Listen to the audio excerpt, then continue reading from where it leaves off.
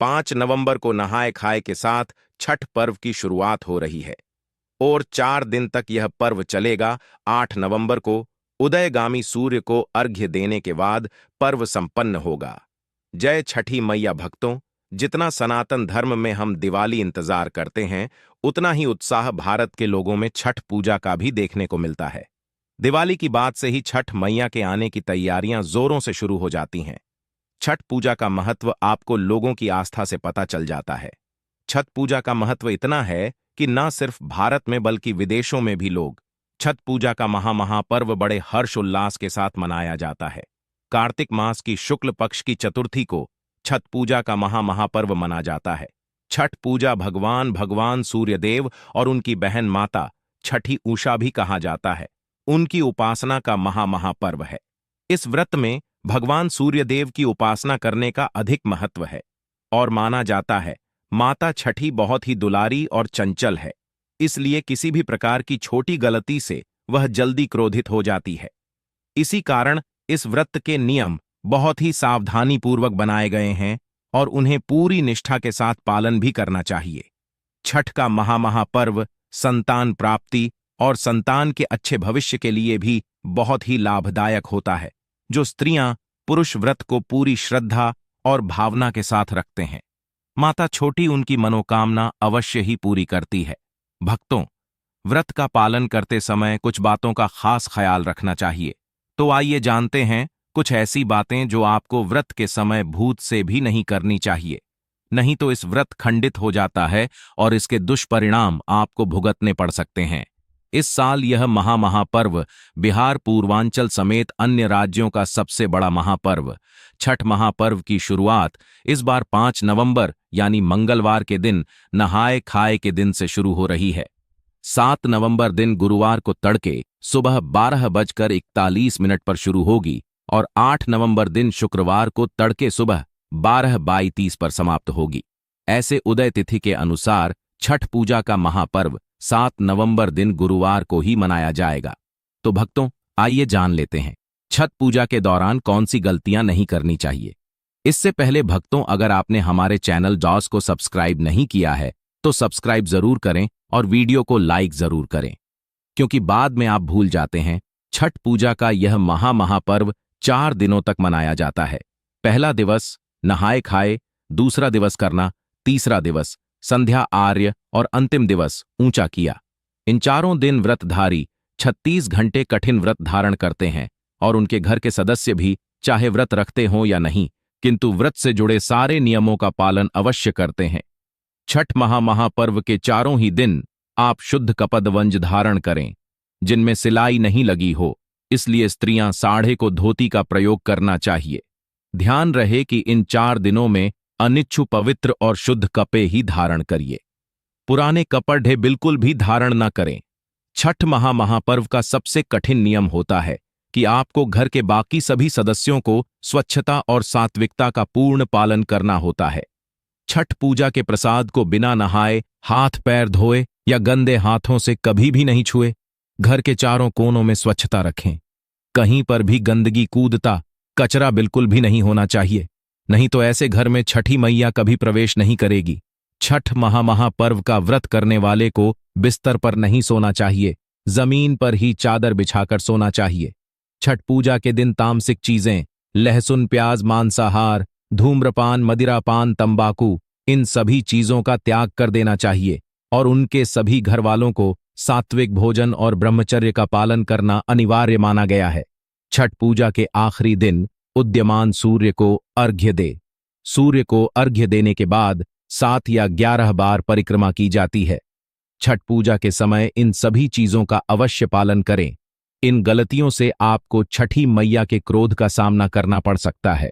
छठ पूजा के व्रत के दौरान सारी स्त्रियां मिलकर नदी किनारे भगवान सूर्यदेव की उपासना करती हैं। ऐसा करते समय यह भी ध्यान रखें कि केवल धैर्य की सिद्धि नहीं, किंतु मन की शुद्धि का भी महत्व है।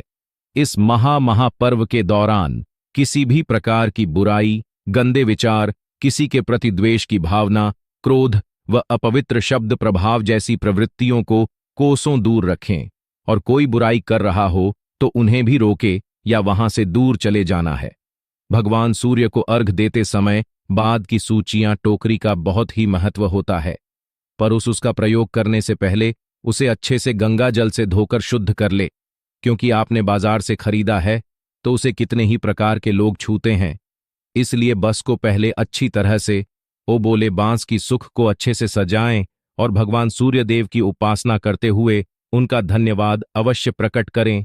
छठ पूजा में और एक महत्वपूर्ण हिस्सा होता है उसमें बनाए जाने वाला प्रसाद, जो गेहूं और गुड़ से बनाया जाता है, जिसे ठेकुआ कहा जाता है। भक्तों, यहां पर हम आपको ध्यान देना चाहते हैं कि गेहूं का आटा अपनी खरीदी हुई गेहूं से ही पिसवा चाहिए। बाहर से आटे को लेकर उसे प्रसाद ना बनाएं।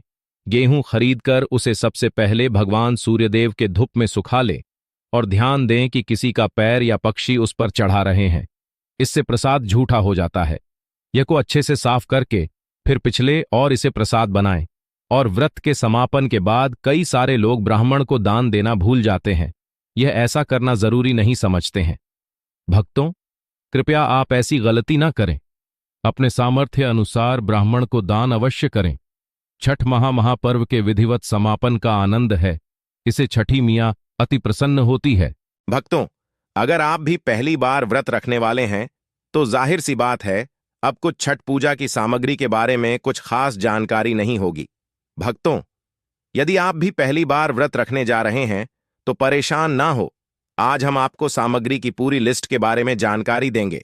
इसकी पूरी तैयारी समय पर कर लेंगे और आपको व्रत रखने के बाद भी किसी तरह की कोई परेशानी नहीं होगी।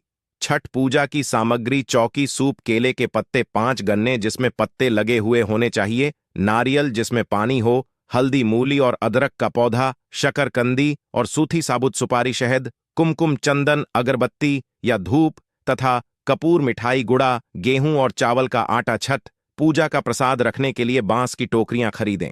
अगरबत्ती, धूप, चावल और सिंदूर, नए कपड़े। भक्तों, छठ पूजा का व्रत ऐसी स्त्रियां गलती से भी ना रखें, अन्यथा आपके संतान की मृत्यु भी हो सकती है।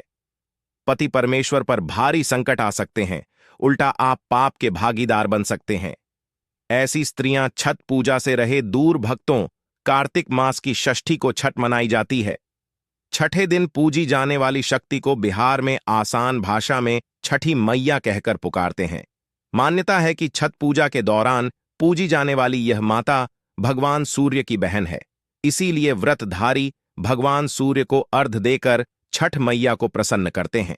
वहीं हमारे सनातन पुराणों में दुर्गा माता के छठे रूप कात्यायनी माता को भी छठ माता का ही रूप माना जाता है।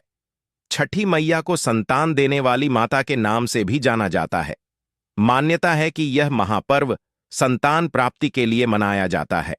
खासकर वह जोड़े जिन्हें संतान की प्राप्ति नहीं हुई है तो वह छठ का व्रत रखते हैं। वहीं सभी अपने बच्चों की सुख शांति के लिए छठ मनाते हैं। लेकिन क्या आप जानते हैं, कुछ ऐसी स्त्रियां भी हैं जिन्हें छठ पूजा का व्रत गलती से भी नहीं रखना चाहिए। यह सबसे बड़ा घोर पाप माना जाता है। स्त्रियां ऐसी गलती कभी ना करें। तो चलिए जानते हैं भक्तों, हमारे सनातन शास्त्रों के अनुसार जो लोग अधूरी शादी करते हैं वह हमारे सनातन शास्त्रों का अपमान करते हैं। अधूरी शादी जैसे कि कोर्ट मैरिज और के बिना ही संतान की उत्पत्ति कर देना सबसे बड़ा पाप है। ऐसे में छठ पूजा का व्रत ऐसे लोगों को अपने संतान के लिए कभी नहीं रखना चाहिए, क्योंकि आपने हमारे सनातन हिंदू रीति रिवाजों के अनुसार शादी नहीं की है, 7 फेरे नहीं लिए हैं और भक्तों बिन शादी के जब ऐसे लोग साथ में रहते हैं तो समाज में ऐसा रिश्ता कलंकित होता है। इसीलिए उसे किसी भी धार्मिक कार्य में तभी ही शामिल हो सकती है जब वह अग्नि के साथ फेरे ले। ऐसी शादी को ही हमारे सनातन शास्त्रों में सर्वश्रेष्ठ माना जाता है। ऐसे में अगर आपकी अधूरी शादी है तो आप छठ पूजा कभी ना करें। आपके ऐसा करने से छठी मैया का अपमान होता है और आपको पाप लग सकता है। भक्तों, हमारे सनातन शास्त्रों के अनुसार इस व्रत को सच्चे मन से रखना चाहिए। अगर कोई महिला शौक में यानी बेमन से इस व्रत को रखती है तो उसके पति परमेश्वर या संतान की मृत्यु हो सकती है या उन पर कष्ट आ सकते हैं। सच्ची श्रद्धा के साथ छठ पूजा का व्रत रखना चाहिए। इस व्रत के सफल होने से संतान सुख की प्राप्ति होती है। संतान के जीवन में कष्ट कभी नहीं आती। छठी मैया करती है रक्षा, घर परिवार होता है खुशहाल। छठ पूजा करने से करो धों योगों के फल की प्राप्ति होती है। परिवार में सुख समृद्धि व धन की प्राप्ति होती है। छठी मैया की पूजा करने से सभी मनोकामनाएं होती हैं। पूरी भक्तों वहीं कुंवारी कर्ण और पुरुष भी छठ पूजा कर सकते हैं। छठ पूजा का फल करने गुनाह प्राप्त होता है। इससे मनुष्य के सभी पाप समाप्त हो जाते हैं और सुख समृद्धि की प्राप्ति हो जाती है। छठ पूजा का व्रत पूरा करने से खुद छठी मियाँ आपके पूरे घर की रक्षा करती हैं। अगर आप छठ मैया का आशीर्वाद पाना चाहते हैं तो कमेंट बॉक्स में जय हो छठी मैया अवश्य लिखें। हमारी मनोकामनाएं पूर्ण करें और हमारे चैनल को सब्सक्राइब अवश्य कर लेना दोस्तों।